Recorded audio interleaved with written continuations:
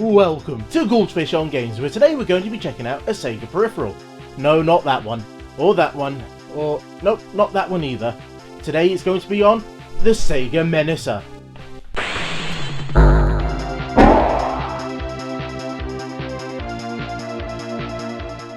Here we have the Menacer, made by Sega for the Megadrive in 1992. And it has the most 90s looking dude on the box, as well as having hints of the black and grey grid branding that Sega were using at the time. This was Sega's answer to the Nintendo Super Scope, but it brought a number of its own unique tricks to the table, so let's open this up and check it out. Everything is held together in this cardboard frame that's seen quite a bit of wear, and right off we can see the binoculars which form part of the sights, as well as the gun itself, which is held quite securely by the cardboard, and the stock is already attached.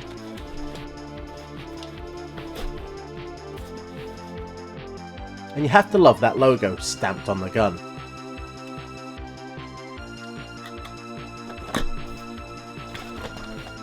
In the rest of the box we have, once it lets go of them, the packed in 6-game cartridge, a manual, the rest of the sights, and the IR sensor box.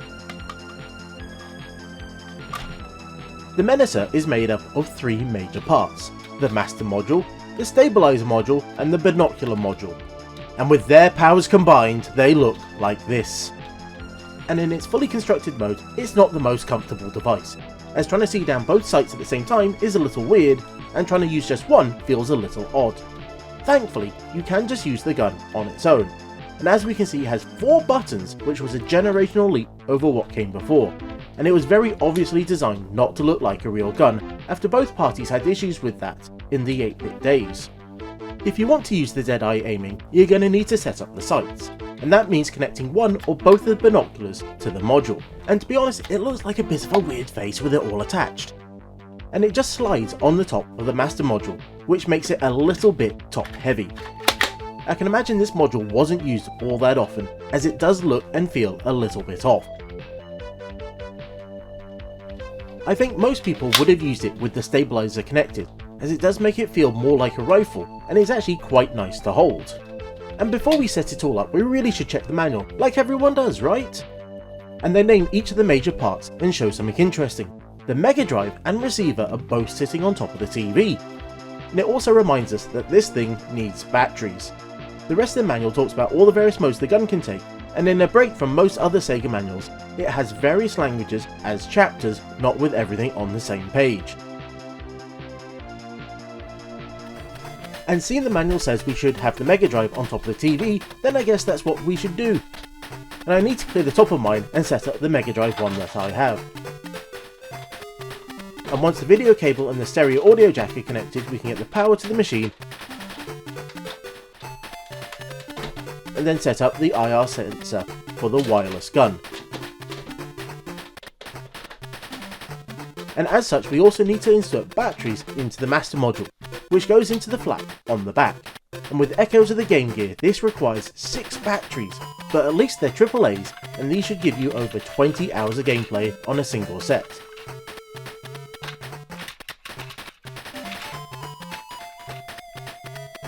But it's only really useful if that back will actually stay on.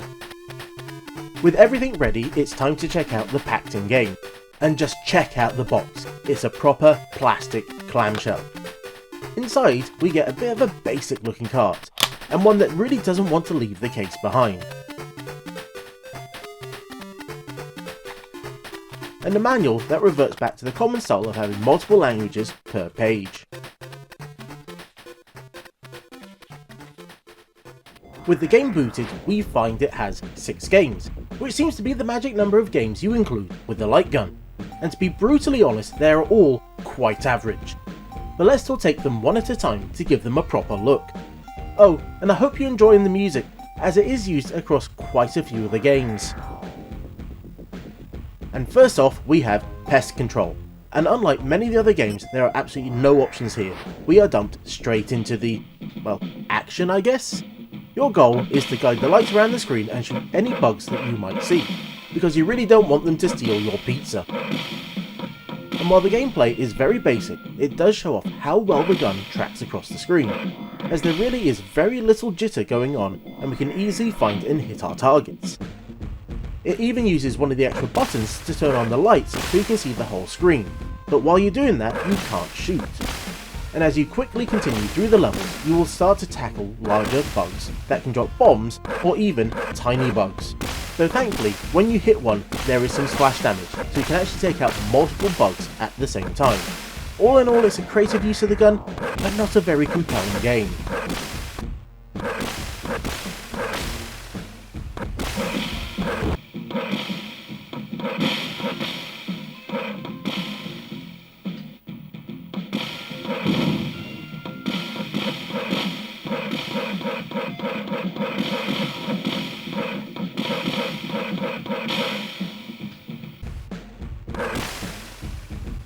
Space Station Defender is the first game to give us some options. We can enable AccuSight mode, which will show a reticule on screen at where you're pointing, as well as being able to set the game to normal or random mode. With the options set to enabled and normal, we can find a game that isn't actually set on a space station at all, but we are defending what looks like a moon from aliens that teleport in. Each level is the exact same. You get 8 rounds, and in each round the number of aliens increases. The goal is to shoot them all before they shoot you. And there are a few types of aliens. There are the ones that show up in a set order, in a very Simon Says-like affair,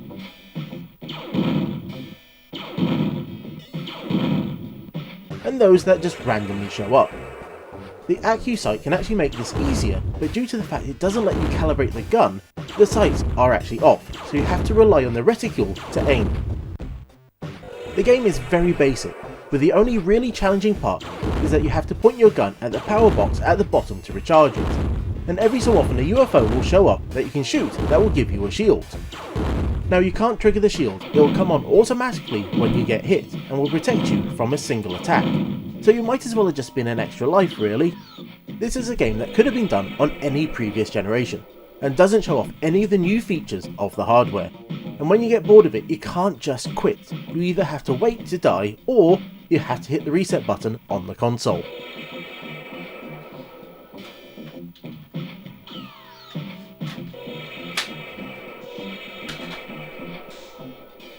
The next game is the one that everyone really cares about. The ToeJam and Earl Ready, Aim, Tomatoes. This is easily the most polished and best looking game in the whole pack. The game auto-scrolls you from left to right, and you have to throw tomatoes at the various ToeJam and Earl baddies. To complete a level, you'll need to beat a set score, which you'll do by hitting the baddies as well as getting bonuses. You start with a limited number of tomatoes, and you can replenish them by waiting or by hitting baskets. You can also make the scrolling head backwards if you hit the arrow signs, so there's plenty of opportunities to take them down. There are a number of baddies that will attack you back, with some that are really quite sneaky that will hide in the background before throwing those tomatoes at your face.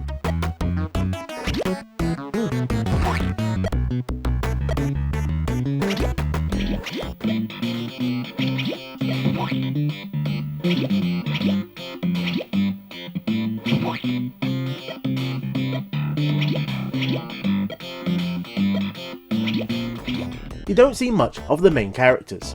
Earl will give you the target score and sit on the HUD, but ToeJam will only show up when you run out of health.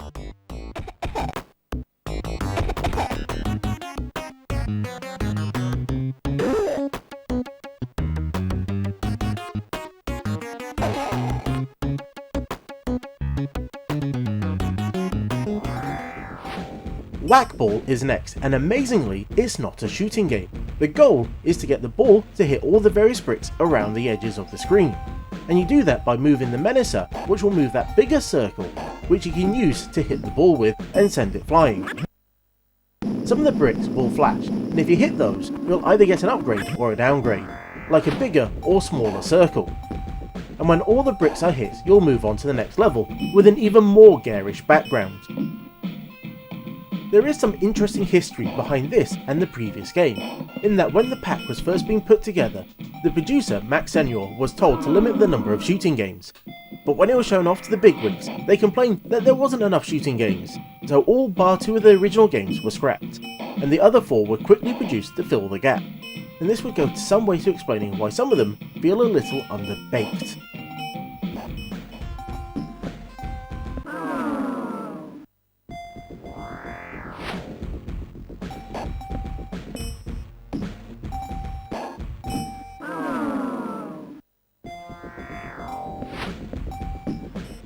Next up is Frontline, and for this we're not going to use the AccuSight, which means we have to calibrate the gun, which is done through this very nice looking calibration screen.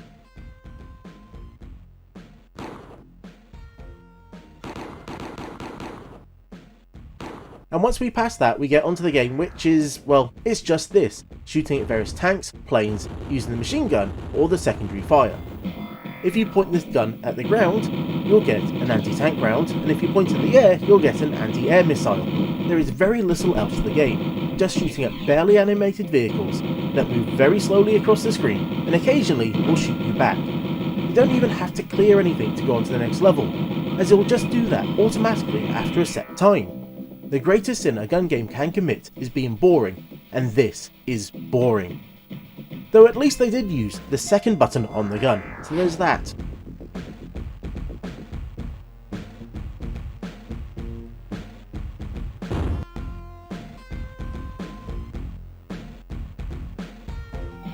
And finally we have Rockman Zone. And let's try using the binocular sights, which we'll first need to configure, as you can move the black part to the left or the right so you can look down through the scopes and see through the tube at the end.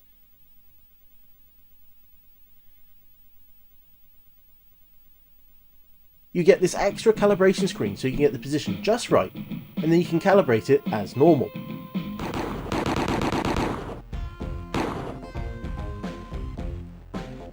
And once in the game we find a very basic shooting gallery, hit a set number of targets and you move on to the next level, and hit the innocents and you lose a life. The real problem with this game is it just moves so slowly, and the city is so basic, there's no animations or variations, just ugly trees and houses. And using the sights really does make the shooting easier, but with so few enemies it's not hard to just take them on. Shoot!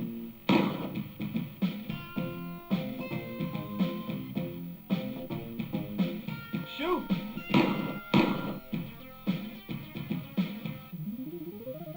Shoot! Shoot!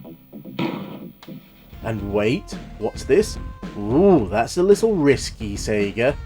Actually, all is forgiven, this is the best light gun game ever made. The wireless technology in the gun was actually very low tech. Just above the light sensor is an infrared emitter, which is more or less the same as what you get with the TV remote. And the box that sits on top of the TV is an IR receiver. And when you hit the button, it just sends infrared beams at the sensor box, which then passes it on to the console. And I've noticed that whatever method they used to encode the data, it seems it must have been very simple, as just using a regular TV remote will actually set off the game, which is great when you have to try and change the volume or the channel. There was only one other kart game for the Menacer, and that was T2, the arcade game, and after seeing the packing games were so average at best, let's quickly give this a go. On startup you have to use a controller to select if you want to play with a pad or the Menacer, and there is no calibration screen as the game will always have AccuSights enabled. But all is forgotten once you're playing, as it's a seriously good game. It might be quite basic in many ways, but it's so much fun. You have the main fire and the secondary, and there are upgrades as well as more ammo for both fire types to get. You can even break parts of the wall that you're behind, or even shoot the heads off the Terminators.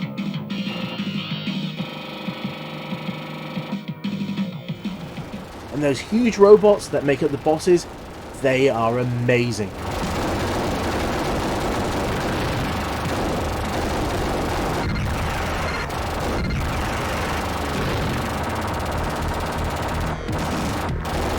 And on the second level you can even shoot the lights out to get upgrades.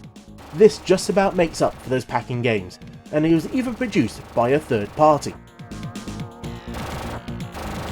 Now this might have been a bit of a Me Too product, but it did have its own unique elements, so it is a pity that it didn't live up to its potential.